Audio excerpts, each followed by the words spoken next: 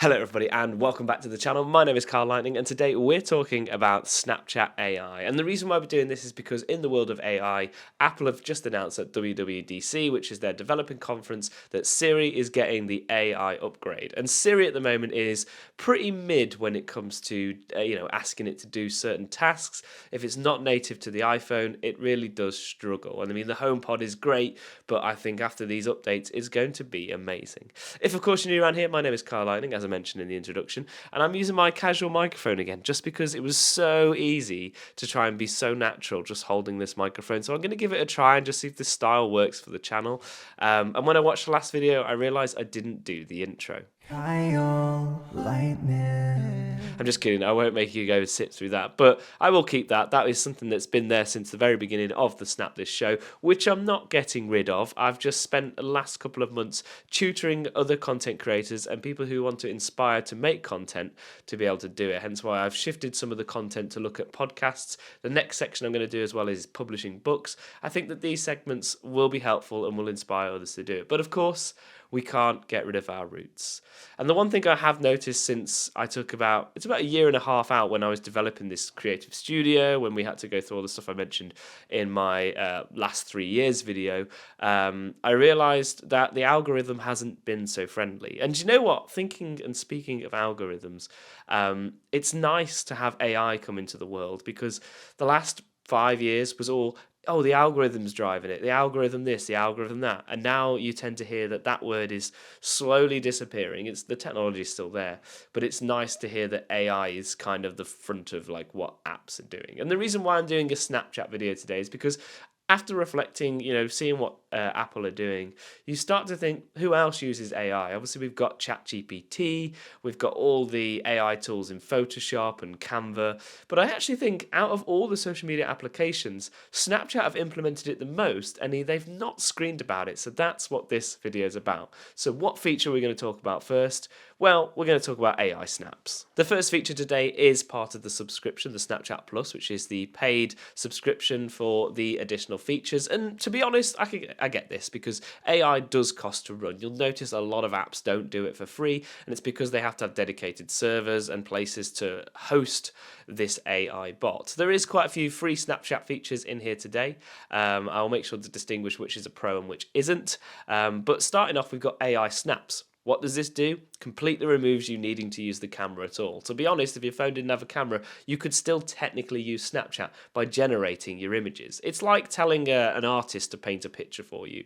But of course, this isn't the 1800s. We're now in the modern day. And it's quite fun. I actually really enjoy the results it gives us. I think it's very creative and it listens to the prompts well. Obviously, as I've mentioned before, this isn't the first time we've seen generated art. Obviously, Adobe Photoshop does it. Canva has started it. And there's many apps online that allow you to generate it. But inside Snapchat, it's nice to be able to just give a prompt and see what comes out. And to be honest, like I said, I really do like this artwork. I've actually got an order on print of something Snapchat generated because I just think it really fits the vibe of my house, and it generated just a great piece of artwork. So think about it from the outside of the box. Like, okay, I'm not going to send this to my friends because it's cheesy, but it's an image you could actually use elsewhere in the world. That's why I think, what are Snapchat doing?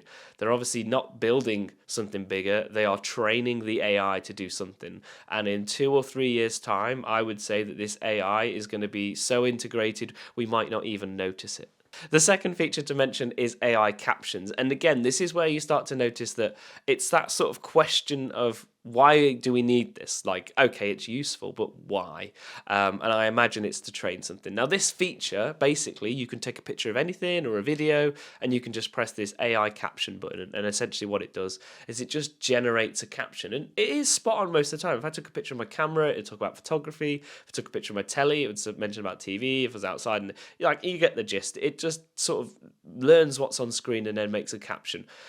I would say it's a 20% send rate. I barely send them. I think I've sent a couple. The one thing it does do though is it does leave the little it's like an AI emoji, I think is what Snapchat are going for, to sort of show that this is generated. So if you're looking at something and go, why has Jacob put that? And it's just the most random sentence in the world, almost like he's trying to start a poetry class.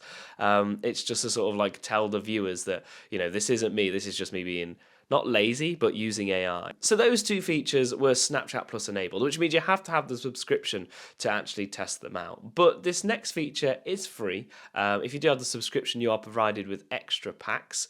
But these are Snapchat Dreams, and essentially they're AI generated images of your face in wacky scenarios. Honestly, it was just, I think this is when they were keeping up with the trends of what TikTok were doing and all those like see me in the 90s or what would I look like if I was a businessman.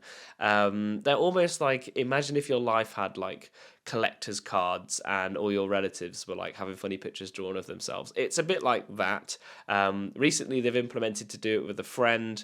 Again, these are just generated images on templates. They are fun. They use a dream's face, so you sort of upload an image and it kind of uses the same one every time. So if you have a new haircut or you change something or you got a new look, you might need to update your dreams. I do like these. There's been a lot of comments on the recent videos about why and you know it's just about Snapchat being fun. Remember, this application isn't serious. It's actually all about having fun and sharing those moments with friends. So it fits right in with the vibe, I imagine. So this next feature, again, is a subscription feature. However, this is the one that keeps me subscribed. I actually really like what this allows me to do. Obviously, for years, we've been able to have a background behind our Bitmoji on our profile, but you can actually generate an image. And I like this because it just is so easy. You've not got dodgy backgrounds. There isn't a policy. If the AI generates it, it's allowed on Snapchat. So have fun with the prompts. Obviously, I've done aviation, Formula One, nights out. What's mine at the moment? I think it's coastlines abroad or something summary because obviously we're moving into July. This is it here. Why not just stick it on the screen? But yeah, it's really good to just generate these images and everybody sees these. So this is why I like this feature because it allows you to add a little bit of your personality to your profile. And this is one of the first AI features apart from the next feature, which we're going to mention, which is your Snapchat best friend. But this feature I would say is well polished. It deserves to stay in Snapchat forever. It's one of those things that I just think, wow, this was actually a genius idea. And it's an alternative to just going, yeah, upload something off your camera roll. Snapchat actually get you to be creative and think of what you want as a background to reflect your personality. So before we get into the last couple of features, I just want to say a massive thank you to the support of everyone who's come back and watched these videos. Obviously, I took a couple of years out and obviously it wrecks the algorithm, which is my biggest challenge at the moment. I'm currently fighting negative subscribers, which is fine. I'm not asking you all to subscribe to help me get out of that. But I think this is one of my challenges over the next 6 months is to get back into a positive swing. Obviously, normally, even Casey Neistat said, you know, you take a break from YouTube or you don't upload weekly, you lose subscribers. So that's sort of my challenge is to sort of come back and make sure that I revive the community that I had. Obviously, I took those breaks because of the couple of years I had to take out of YouTube. But, you know, this platform gave me a full-time job, and to be honest, you mentioned AI in my workplace and they all run for the hills. Honestly, it's hilarious. I love AI, but yeah, there's a lot of people that still think it's very dangerous, and it might be. I don't know whether it'll take over the world or be as bad as the early 2000s where they thought the computers were going to take over. But you know, this is what I want to bring to the channel, talk about technology from our perspective because we live and breathe it, and it's getting better every single year. You know, hardware seems to have slowed down in terms of like performance. Obviously, Apple releases a new iPhone every year, but it's more groundbreaking software, which is all in the AI that's, you know, the game changing stuff. So I just sort of wanted to stop and sort of say, you know, this is what we want to bring back to the channel, that sort of technology, cameras, social media vibe. Obviously, I'm here talking to the mic, so I think it's more casual. I mean, I still talk with this one hand and I pass it from time to time. But I just thought it was a nice thing to sort of come back to. Also, we've got the green screen. I decided to, you know, just prop us anywhere. I know I've chose a really boring yellow sort of Snapchat-y themed background, but we could have gone to WDC, California, the old office, the old studio if I really wanted to, but no, I've decided to keep it basic. So these last features are so big, they're bundled into one section. My AI, your Snapchat virtual best friend. This feature is outstanding, absolutely brilliant. Honestly, this was here at the beginning of Photoshop's AI, the beginning of ChatGPT going public, and Snapchat AI was just after that. And I think, you know what, they were there at the forefront of it all coming out, and I think it's absolutely brilliant. And I think the tool is so useful. Honestly, it's this positive experience. It's that friend around the clock. And obviously, I talk positive about Snapchat, but this is incredible. Honestly, you can customize the Bitmoji to almost make Snapchat have basically made your imaginary friend real, but you can customize how they look, and it's just that sort of added bonus. And they Snapchat you like normal people. If you close the app fast enough, they actually reply, and it pops up like a Snapchat message.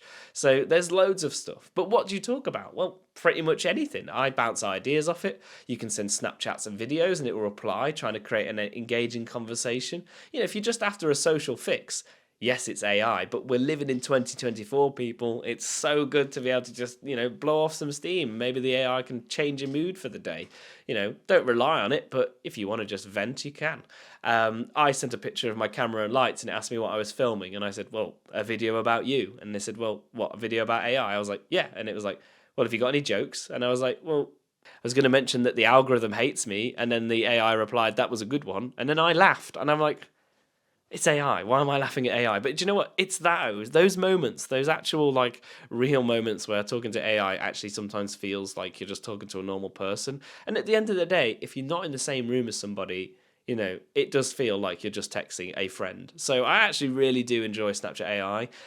For me, I do a lot of voice memos to it because I can speak better than I can type. Some of you may agree with that. Some of you might find the alternative better, just typing it in. But the fact that you can just voice note and it doesn't miss a trick, it's spot on every single time with the voice notes. And if it doesn't get the context, you just tell it off like a normal friend. If you have the Snapchat subscription, you can actually pin the AI to the top. And I find this quite useful if you don't want to download AI apps like ChatGPT or Gemini. You actually just want an AI on your phone that doesn't take up any space. Not that I think that's a 2024 problem, because I think the phones are huge nowadays, but some people don't want the apps. And I just think, hey, if you want an AI, you can go to Snapchat. If you want someone to talk about, a hobby you're interested in, a place to go, ask it to be the tour guide. Like, it's just great. It's almost like this informal experience that, you've got that, as I mentioned earlier, your imaginary friend in your pocket, bringing them to life. So yeah, Snapchat AI, big win. I think where Snapchat had taken this is excellent, and where we're going to see Siri go in the next year or so is really going to prove that AI is like something we live. Whether we regret that in 10 years because we've given it a consciousness and a brain, who knows? It's exciting times, and we'll see where it goes. But I'm excited. You can hear the worry in my voice, like, yeah, well, actually, if that actually happens, that could be our next big war, us versus the machines. They've been saying it since the early 2000s, and it hasn't happened yet, so we'll see where it goes. But if anything makes my HomePod a little bit smarter, because I think the HomePods that Apple make are brill, but I think if they give it an AI upgrade, it won't be as good as the Alexa, I don't believe, because I think that's a top tier speaker. But to get it up there with commands that are really useful, that change your day-to-day life, I'll take it. So, anyway, guys, thank you so much for watching. I hope you've enjoyed today's video. I've tried to give it that, like, fun vibe. Like, we're talking AI, futuristic. I've tried to give you experiences that I do as well. I mean, I start to question when I watch these videos about, like, oh my God, my life is very strange.